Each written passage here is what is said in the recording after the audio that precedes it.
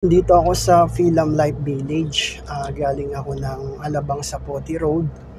Pumasok ako dito at lalabas naman ako ng Daang Hari. So meron akong RF sticker, friendship sticker. At kapag ganitong may friendship sticker, may mga daan dito na allowed pwedeng dumaan. Ang may mga nakalagay na friendship sticker dito sa Las Piñas. So pumasok ako dito sa Philam Life Village, tapos yung gate na susunod na dadaanan ko ay ang Pilar Village.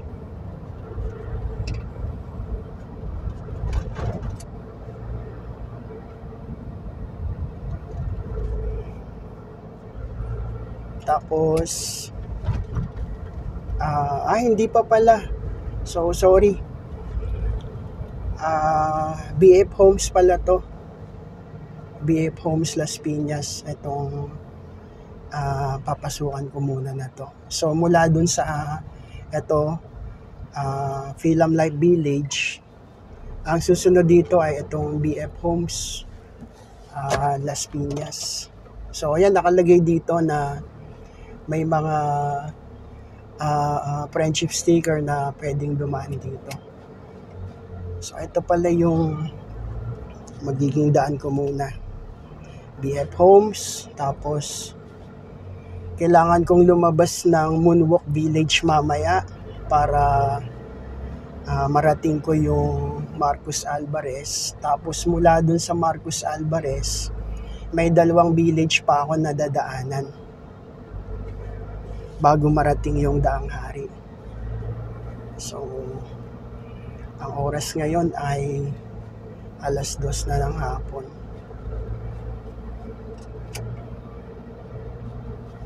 Maganda kapag meron tayong friendship sticker, kasi makakalusot-lusot kayo sa mga designated streets na inilaan ng mga village sa mga pwedeng mag-shortcut.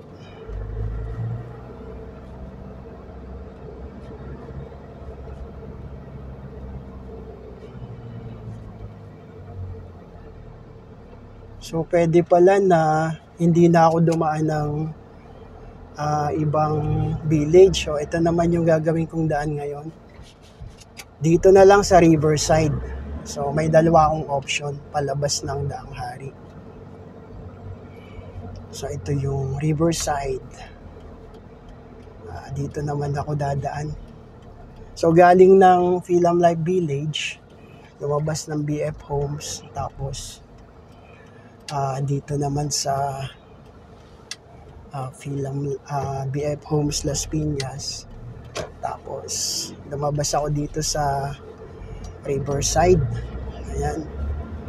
Ito yung river na inayos yung gilid, ginawang daan. Pero ang labas nito ay Marcos Alvarez pa rin. Kaya lang, meron ulit itong kadugtong na ilog. Tapos papunta na doon sa Villar City. Medyo may mga curve lang dito na kailangan mag-ingat kasi minsan may kasalubong.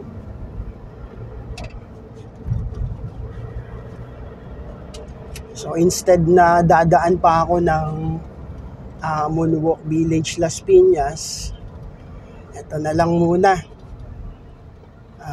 para maiba naman yung daan ko ngayon.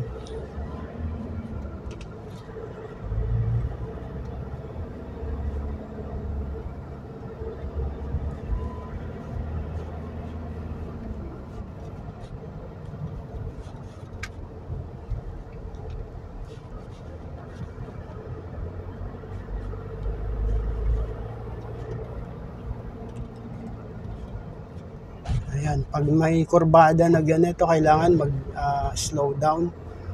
Mas lalo pag may kasalubong. Minsan malaki naman yung space, pero minsan merong medyo maliit ang space. Kagaya nito, medyo maliit siya. Doon sa likod, medyo malaki.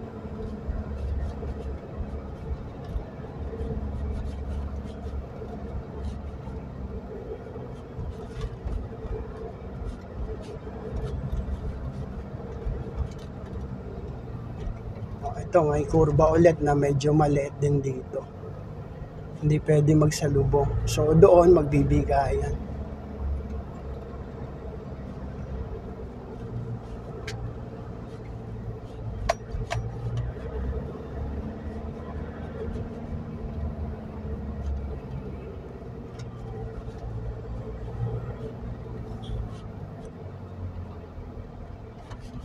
Maraming mga kurbada dito kasi yung ilog, yung pagkalagay ng daan, yung gilid ng ilog, may mga pakurba-kurba. Kaya yung kalsada, ito, maraming curve.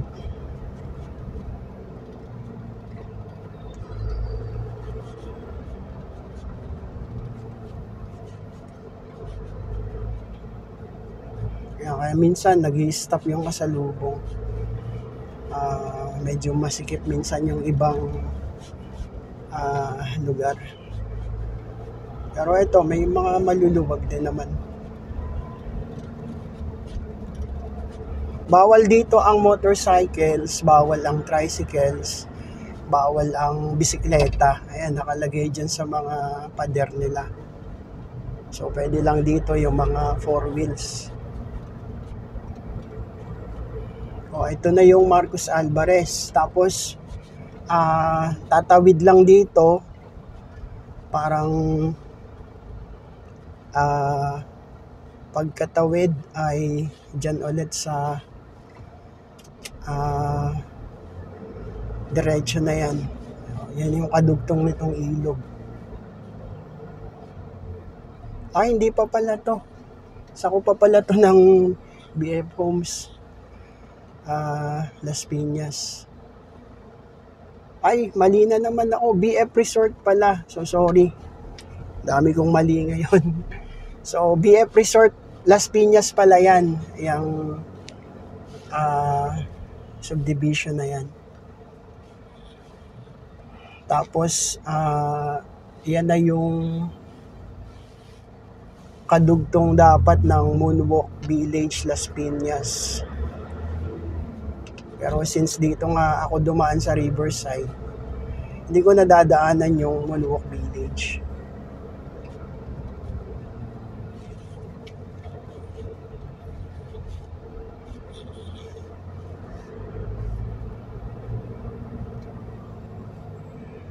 Parang mga sigsag yung road dito.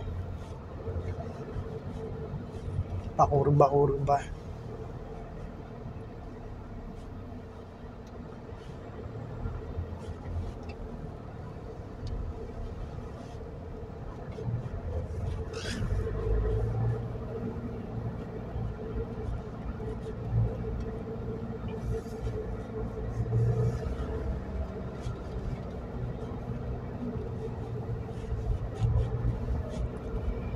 Malaki yung ilog. Kahit siguro maraming baha, kayang dalhin itong ginawang pagpapalawak dito sa ilog na to. Pero nung mga nakaraan, may mga balita na sobrang baha din sa Las Piñas. Pero siguro dahil sa dami ng ulan na ibinabagsak. Ganoon naman yung panahon ngayon. Minsan ay dahil sa dami ng ulan, talagang mabilis yung pagbaha. Lalo dito sa NCR.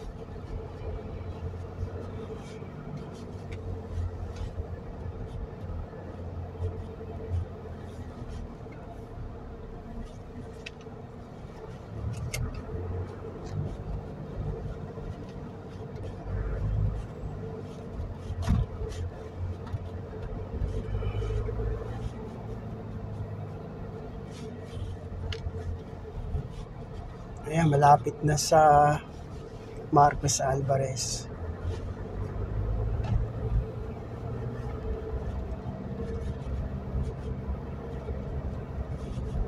Pakalawak dito.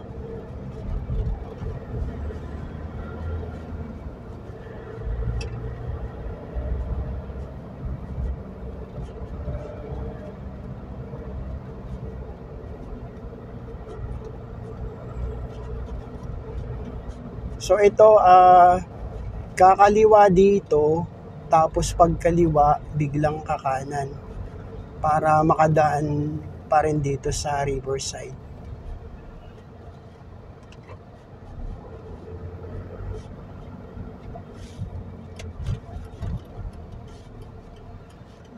Ayun yung kakananan ng van. So doon yung daan itong Riverside.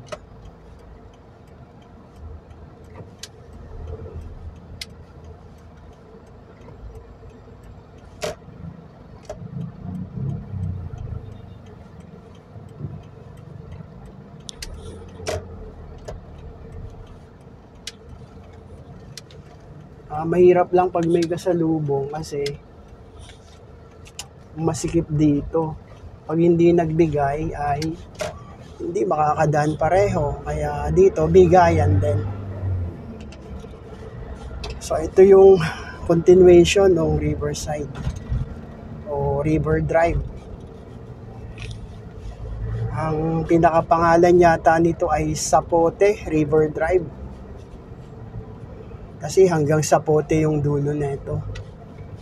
Tapos dito sa kabilang side naman, malapit sa Villar City yung dulo.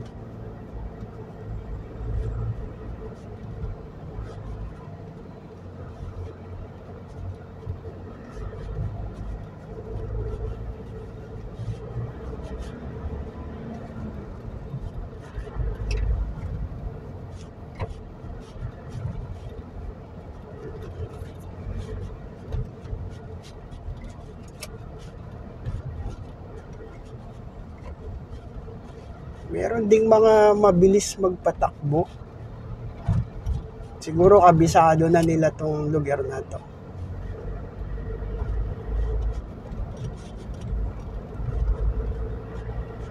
Pero makikita mo naman kapag wala kang kasalubong, kagaya nito, ayan, pwede kang magpabilis. Pero kapag may mga kasalubong, kailangan tatansyahin mo din yung spacing.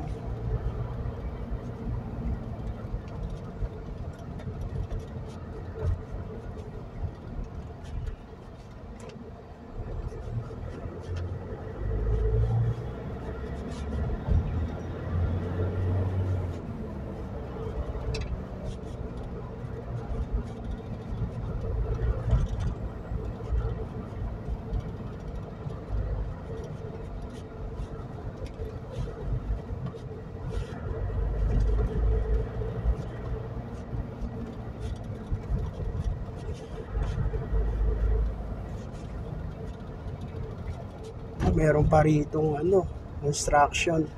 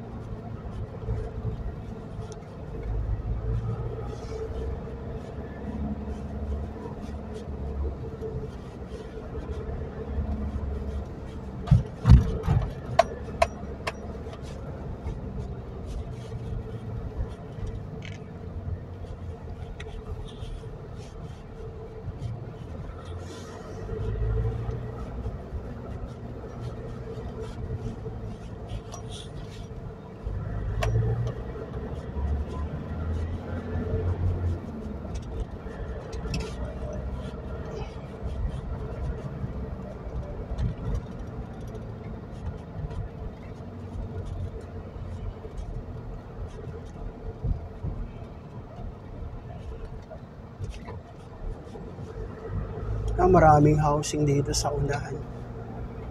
Subdivision siguro. Mga row house, so pare-parehas yung bahay.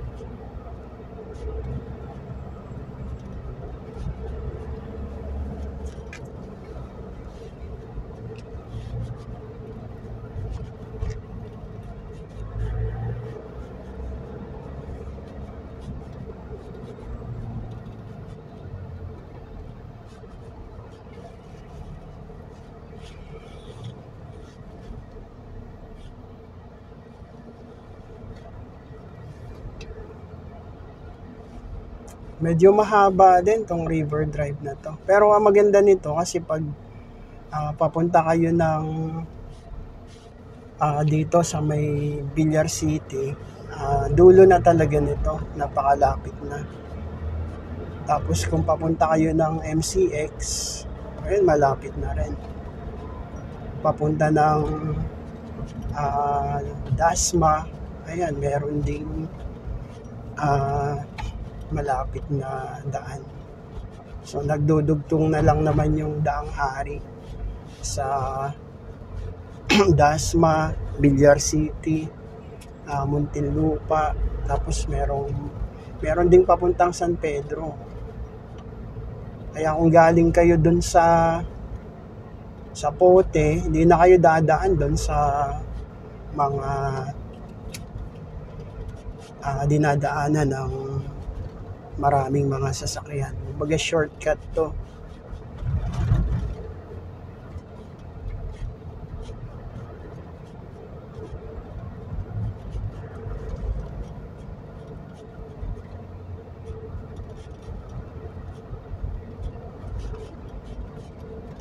Merong ano lang dito sa tulay na to, parang pag mataas na sasakyan, truck, hindi pwedeng dumaan doon kasi sasabit sila doon sa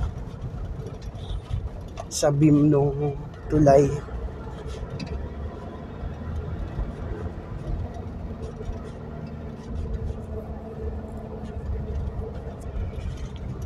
So eto na. Itong gawing kanan na yan, Bacoor, Cavite na yan.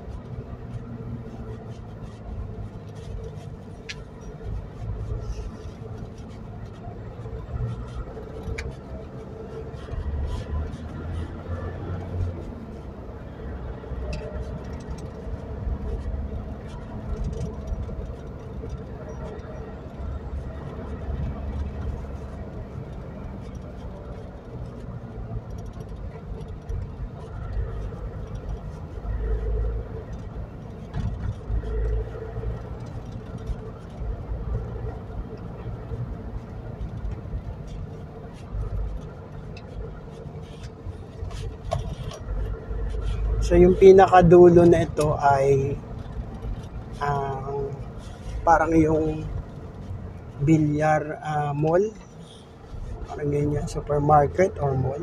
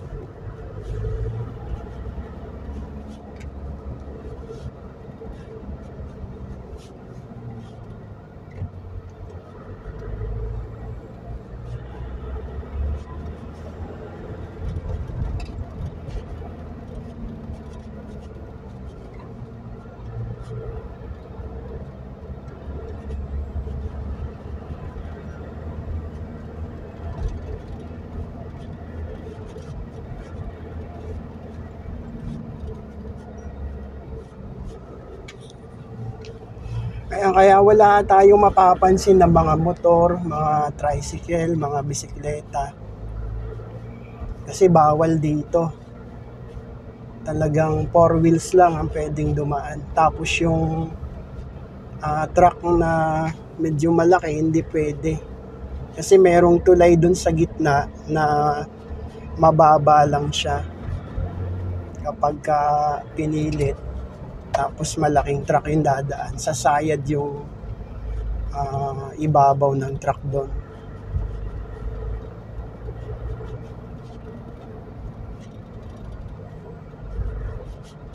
Okay na, ito na yung dulo.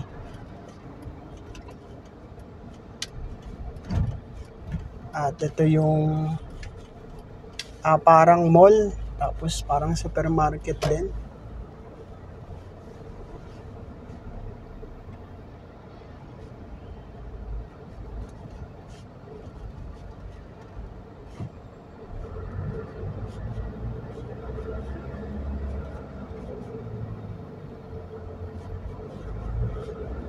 Tapos dito sa bandang taas, ito na yung Daang Hari. At malapit na to sa MCX. Kailangan lang bubuelo dito. Kasi paakyat siya.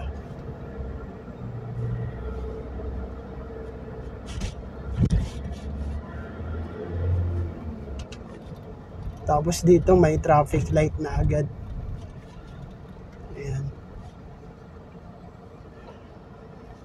Pero kahit naka-red, nag-go yung mga nakakasabay natin dito. Allowed siguro na mag-turn right kahit naka-red.